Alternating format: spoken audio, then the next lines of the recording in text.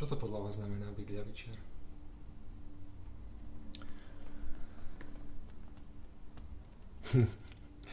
No, sme svedkami toho a ja som veľmi prekvapený, že tak skoro sa ukázalo, že tento neoliberálny kapitalizmus, ktorý vlastne ovládol svet za priebehu posledných 30 rokov, zbankrotoval. Že sa ukázalo, že je to utopia.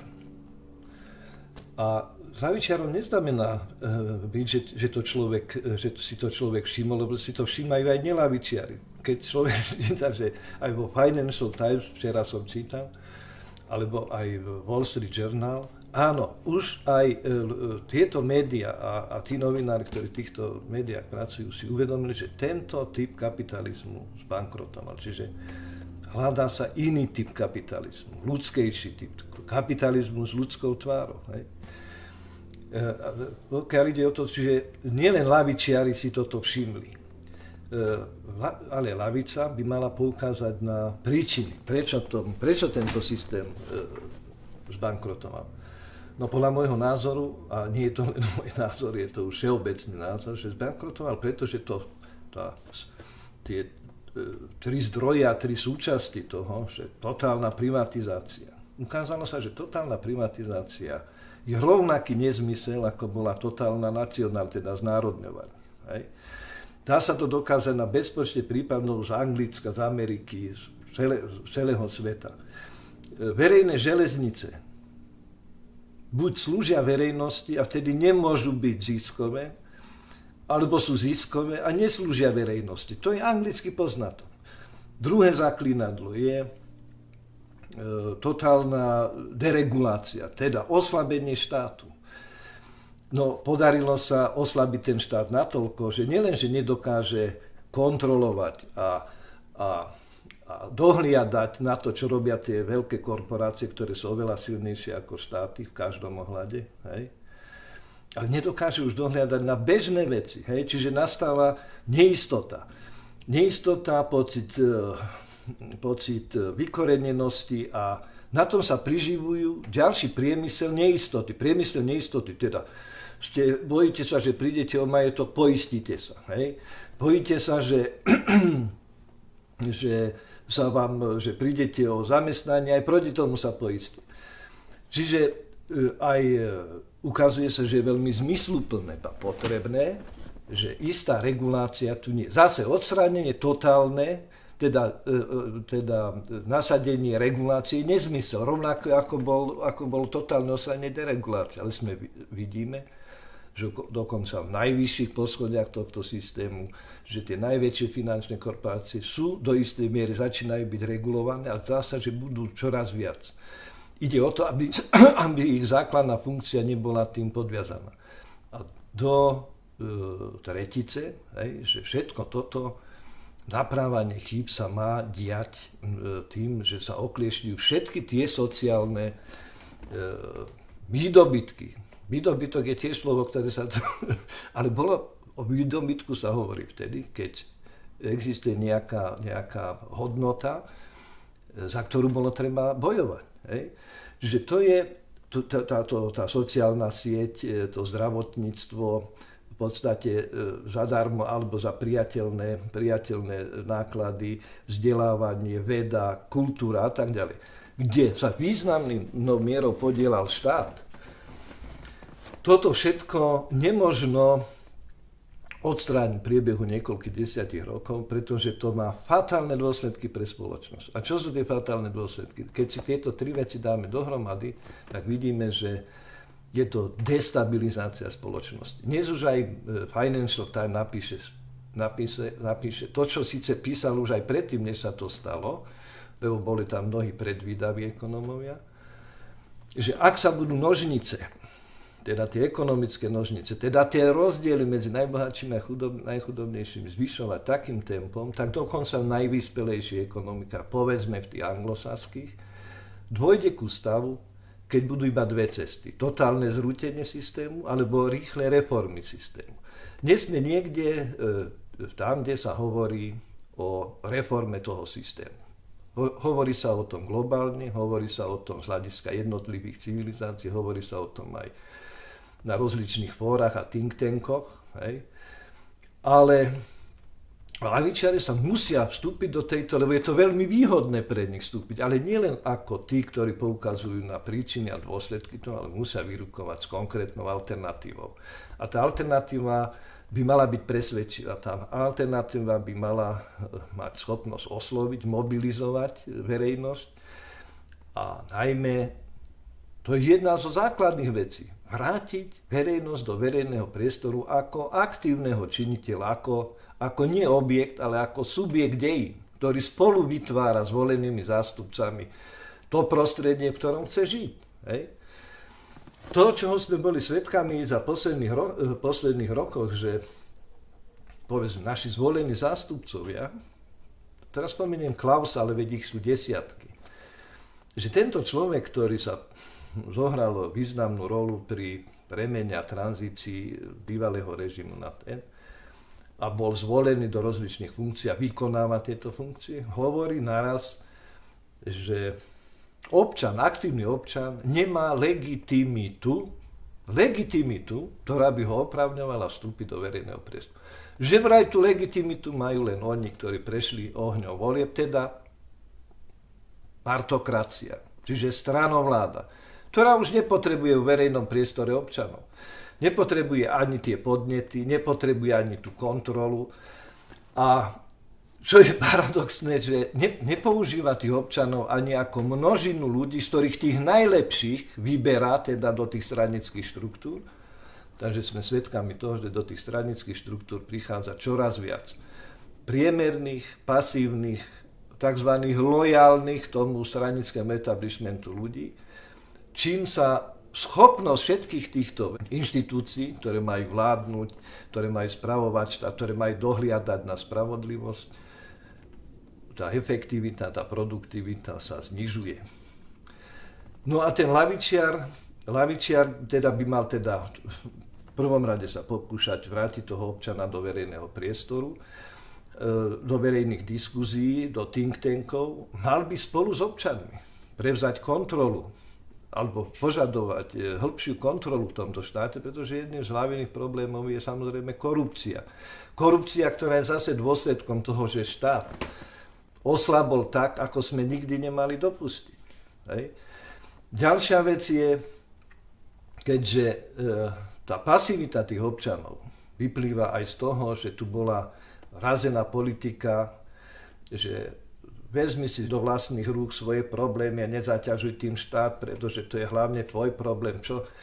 Že došlo k fatálnej fragmentácii, fatálnej individualizácii, že ten každý človek osamel so svojimi problémami do tej miery, že nie je v stave sa organizovať. A to dokonca ani vtedy, keď je rozhorčený. Že dokonca aj keď sa občas vyskytne nejaký spoločný menovateľ, teda rozhorčenie nad nejakými nešvármi, či je to už korupcia, ako bolo v prípade Gorila, alebo že ten občan nedokáže vygenerovať spomedzi seba ľudí, ktorí by tomu dali korunu na hlavu, ktorí by povedali, no tak toto sú priority a tak ďalej, čo ideme robiť a tak. Čiže a okrem toho treba občana vrátiť aj do médií a použiť na to všetky prostriedky, teda mám na mysli, že občania nemajú dostatočne kvalifikovaných diskutérov pre diskusie vo verejnom priestore, najmä v médiách. Pretože tí, ktorí tú politiku robia 20 rokov, sú už veľmi ostrielaní, ktorí vedia, že tam sa treba usmieť do kamery a tak ďalej, ktorí nemajú trému a hovoria o veciach, o ktorých hovoria 20 rokov.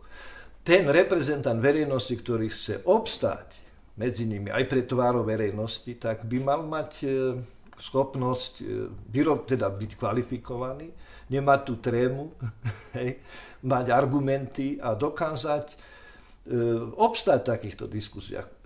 Občianská spoločnosť by mala vygenerovať takýchto ľudí, pretože bez nich, teda najmä keď vzniknú také situácie, si nemôže pohnúť. Ďalšia vec je to o vzdelávaní. Však vzdelávanie, všetky tie vládne garnitúry hovorí o tom, že vzdelávanie by malo byť prioritou. Prečo by malo byť prioritou? Pretože takýto maličký štát v takom svete, aký je dnes, ktorý sa rýchlo vyvíja, nemôže sa spoliehať na to, že je akousi montážnou dielňou veľkých fabrík a že všetko, čo tu vytváralo základy akejsi invencie, akejsi množiny nových nápadov, ktoré majú vysokú pridanú hodnotu, na čom by sa malo, hovorí sa tomu aj podľa mňa nie veľmi myslím, znalostná ekonomika. No tak hovoríme 20 rokov o tom, ale výsledky sú veľmi biedné. Proste. Hovoria to učitelia stredných škôl, hovoria to učitelia vysokých škôl, že materiál, s ktorým pracujú, je z hľadiska vzdelania čoraz nekvalitnejší. Hoci oni sú sami súčasťou toho, proste ten systém nefunguje. Hej?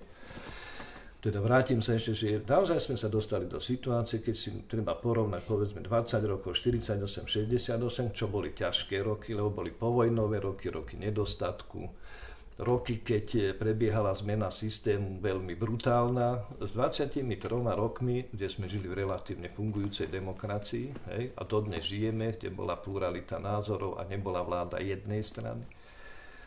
A pozrieť sa, alebo si vygooglovať, že povedzme tie základné veci, ktoré vytvárajú kvalitu života, ako je povedzme to vzdelanie, hej?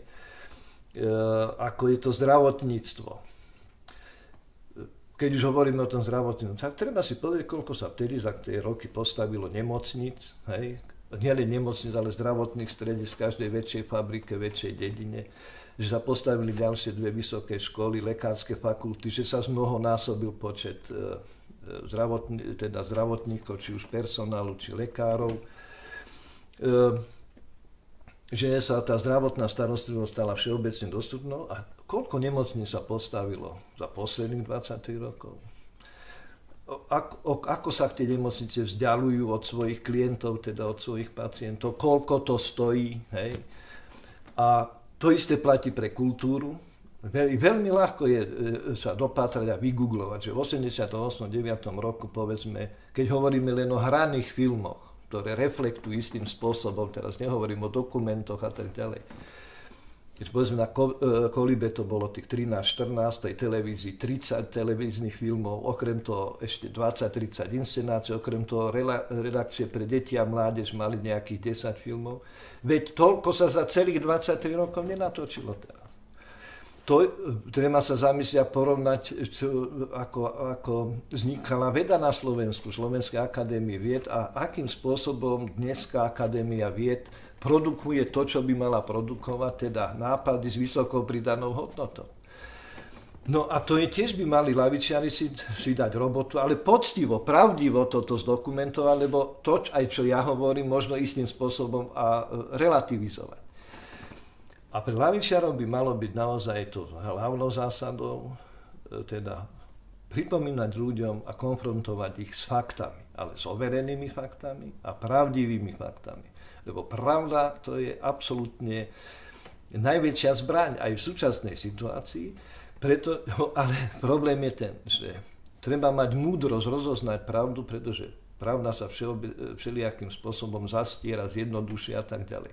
Že ju treba ozrejmovať, ukázať ju v súvislostiach, ukázať fakty, ktoré v našich končinách sa jednoducho vôbec neselektujú z toho veľkého servisu informácií, z dôvodov, ktoré si môžeme len domyslieť. Čiže múdrosť rozoznať pravdu, odvaha ju šíriť. Nielen v krčme, ale pokiaľ je človek novinár v novinách, pokiaľ je človek vedec, tak tam, kde ju má šíriť. Hej. Ďalej porozmýšľať o tom, že, lebo pravda je zbraň, že v rukách koho tá pravda slúži ako zbraň? No v rukách tých, ktorí sú týmito poruchami systému najviac postihnutí. A v rukách tých, ktorí sa dokážu s nimi solidarizovať. Hej, to je veľmi dôležitá vec, pretože to vedie k tomu, čomu hovorím, legitímna občianska sebaobrana. Legitímna občianska sebaobrana znamená, že vieme aspoň to, čo nám ústava dovoluje, dokonca nás vyzýva, aby sme bránili verejný priestor, ktorý patrí nám. Hej. A samozrejme, treba aj lstivosť mať na šírenie pravdy. Pretože establishment je dostatočne lstivý na to, aby pravdu všelijakým spôsobom zastieral. Preto ja som absolútne na všetky spôsoby mediálnych geril, ktoré sme boli boli svedkami v súčasnom svete, ktoré odhalili skutočnú podstatu faktov. Hej? A som samozrejme aj za takéto akcie, ako bola Assangeová akcia, pretože môže sa povedať istým spôsobom diskreditovať tým, že odhalil niektoré informácie, ktoré potom poškodili ľudia, ohrozili ich na živote, čo sa týka, ja neviem, zvedov v Afganistane. Ale na druhej strane, všetky tie svetové inštitúcie, Svetová banka sú verejné inštitúcie. Nie je možné, aby fakty, ktoré na pôde uzrejú, na pôde verejnoprávnych inštitúcií, verejných inštitúcií, boli z akýchkoľvek dôvodov utajené pred verejnosťou. No v akom svete potom žijeme? Ba ešte to zdôvodňovať nejakým spôsobom. Čiže ak to nejde normálnym spôsobom, takže žijeme síce v demokratickej spoločnosti, niektorí hovoria, že je to len zdanlivá demokracia, niektorí máme dojem, že sa len máme tváriť, že sme slobodní, lebo v skutočnosti mnohí ľudia slobodní nie sú, ktorí nemajú prácu, ktorí teda nemôžu robiť to, čo by chceli. Ale ak tá občianská spoločnosť má fungovať a pred 23 rokmi sme boli o tom presvedčení, že bude tou druhou nohou demokracie popri volených zástupcov, bez ktorej tá demokracia je invalidná. Stojí na jednej nohe alebo na barle. Hej? Že najvyšší čas vytvorí disidentské štruktúry. Najprv ako think tanky, pomocou aj internetu a tak ďalej. Potom postupne sa uvidia, akým spôsobom. Proste občan, ktorý by mal byť zdrojom alternatívnych nápadov, mal by zabezpečovať aj, mal by sa podieľať aj na tej kontrole, a to na všetkých úrovniach, lokálnej, krajskej, a keď je ten problém veľký, aj celonárodný.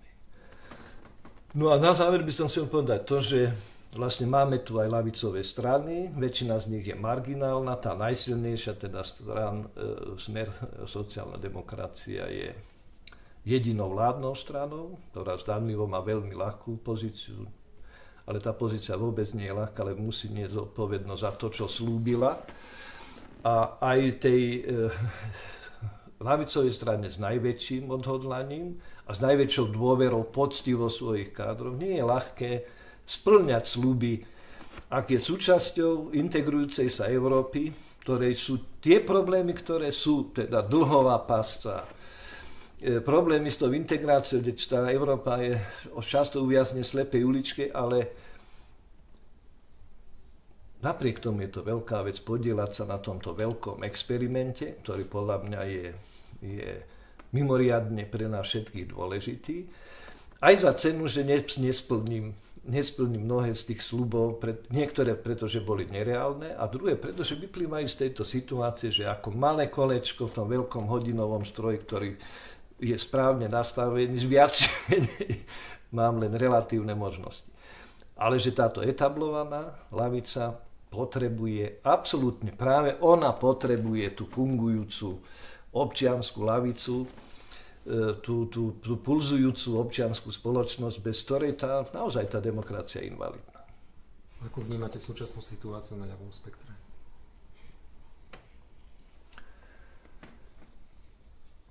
No, tak keď vychádzame z Európy, ktorá je vlastne kolískou ľavičiarstva, tak vidíme, že vlastne za tých 20 rokov po 89.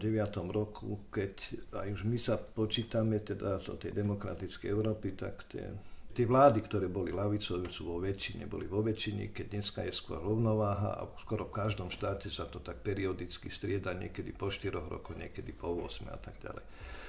Čiže z hľadiska formálneho by to bolo naprosto v poriadku. Hej. Druhá záležitosť je, čo sa týka ľavice, že vzhľadom na to, že teda Európa sa ocitla v dlhodobom experimente, pozitívnom experimente, ktorý je pre budúcnosť Európy nesmierne významný, teda tá integrácia Európy, aby vznikla normálne fungujúca Európska únia, respektíve perspektívne až Spojené štáty Európy. Že v rámci toho tá ľavica a pravica aspoň tie zodpovedné strany, nie marginálne, nie extrémistické, majú tie programy dosť podobné. Hej. Čiže pravica si osvojila mnohé ľavicové teda postoje a programy a tá ľavica zase súhlasila s istými reformami, ktoré vyplývajú z reálnych problémov. Z toho, že tá demografia, teda že stárne tá Európa, že sa nerodí dosť malých ľudí, že nie je dostatočný počet kvalifikovaných pracovných síl, ktoré treba integrovať a tak ďalej. Čiže dneska zďaleka tieto jednotlivé banky hodnôt, ktoré kedysi ľavica zastupovala, pravica, už nie sú také vyhranené, ale do istej miery sa prelínajú. Myslím si, že to má aj pozitívny dôsledok. A je to aj svedčí o tom, že po každom veľkej zmene, to je zase veľký problém veľkých zmien, že sa prejde od jedného mantinelu k druhému. Že ak sme žili v štáte, kde všetko bolo znárodnené, naraz sme sa pokúšili si tu robiť spoločnosť, ktoré je všetko sprivatizované. Hej. Čiže po tých 25 rokoch vidím vôľu, ktorá vyplynula zo skúseností a uviaznutí práve v tých slepých uličkách, že sa treba ustáliť na niečím, čo je kompromis medzi jedným a druhým. A to nie z hľadiska ideológie, lebo to niekto povedal, že toto sú 3 zdroje a 3 súčasti a pravidlá a tak ďalej, ale pretože je to najoptimálnejšie a reálne vyjadrenie tých potrieb, ktoré diktuje normálny reálny život. Hej. Čiže pre ľavicu to v istom zmysle znamená, že nemala by celkom odmietať to, že človek sa má do istej miery podieľať na vlastnom vzdelávaní, lebo vzdelávanie je hodnota. Na druhej strane pravica by si mala uvedomiť, že po vzdelávaní, ak má mobilizovať všetky pozitívne inteligencie svojej spoločnosti, musí predovšetkým každému vytvoriť rovnakú šancu a rovnaké podmienky na to, aby tá spoločnosť neho mohla mať osob. Hej? A to platí pre všetko, pre zdravotníctvo, pre sociálne siete a tak ďalej a tak ďalej. Čiže pozícia ľavice dneska je do istej miery výhodná vzhľadom na všetky tie kríze, ktoré prebiehajú, pretože ľavica vždy hovorila, že tento typ kapitalizmu stroskotal, hľadajú sa iné typy kapitalizmu. A to, čo sme si zvykli v Európe nazývať sociálnou demokraciou, samo o sebe už vtedy bol istým kompromisom medzi komunizmom a medzi tým najbrutálnejším kapitalizmom.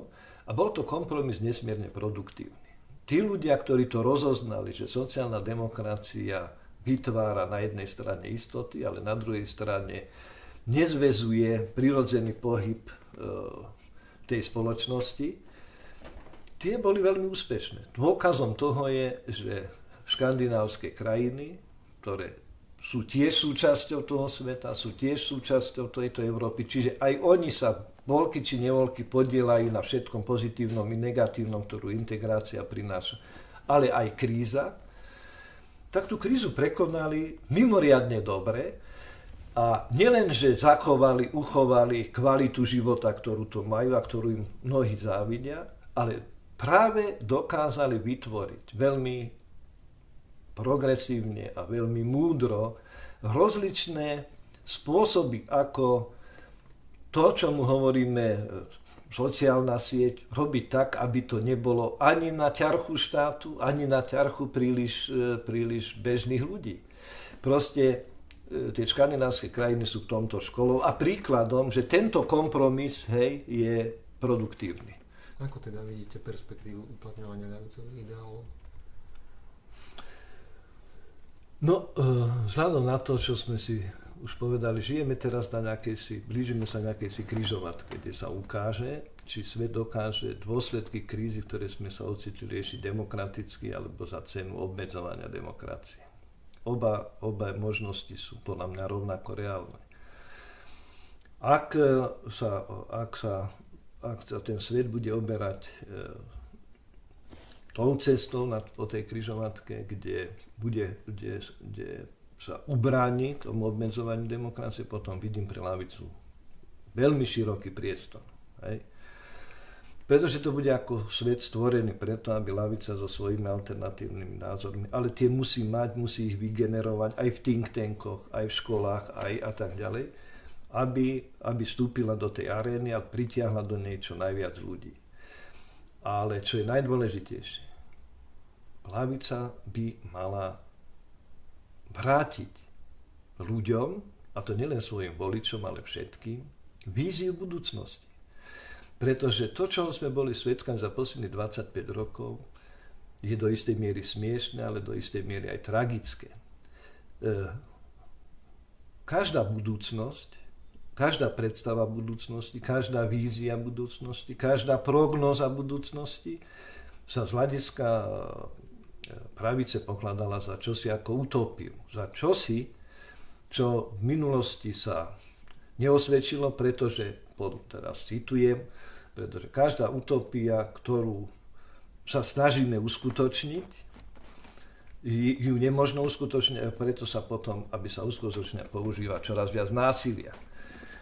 Ale veď utopia je len násilne uskutočňovaná utopia, nie je našim cieľom. Ale mať predstavu budúcnosti je pre mobilizáciu ľudí nesmierne dôležité, pretože predstava budúcnosti dáva ľuďom aj dôveru v budúcnosť, aj nádej, že bude lepšie, a to sú neobyčajne cenný sociálny kapitál. Pripomeňme si, že sociálny kapitál je veľmi ťažko akumulovať ako aj akýkoľvek iný a veľmi ľahko je ho prehajdákať. Dnes žijeme v období, že ten sociálny kapitál sa prehajdákal, že ľudia majú veľmi nízku stupeň dôvery v establishment, ktorý nám tu vládne, že ich nádej je mimoriadne na nízkom stupni a neurčitá. Čiže podľa mňa úlohou ľavice je vrátiť ľuďom nádej a dôveru v lepšiu budúcnosť. Nie slovami, nie manifestami, nie len programami, ale reálnou prácou, ktorú ľudia pocítia v reálnom priestore. A tú dôveru ten človek najlepšie získa nie tým, že sa spolieha na svojich volených zástupcov, ale tým, že tí volební zástupcovia umožnia vstúpiť do verejného priestoru, prejaviť sa v ňom, bojovať v ňom, pretože verejný priestor je to, čo my zdieľame všetci.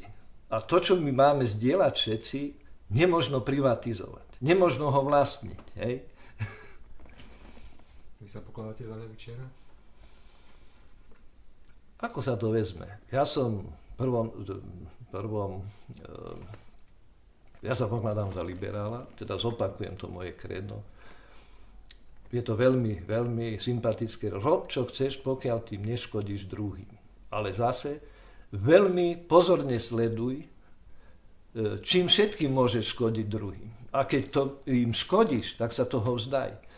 Čiže samotné len to kredo, rob, čo chceš, pokiaľ tým neškodíš druhým, je trošku sebecké, egoistické, a ja rovnako sádzam na solidaritu, ktorú pokladám za najväčšiu hodnotu 20. storočia.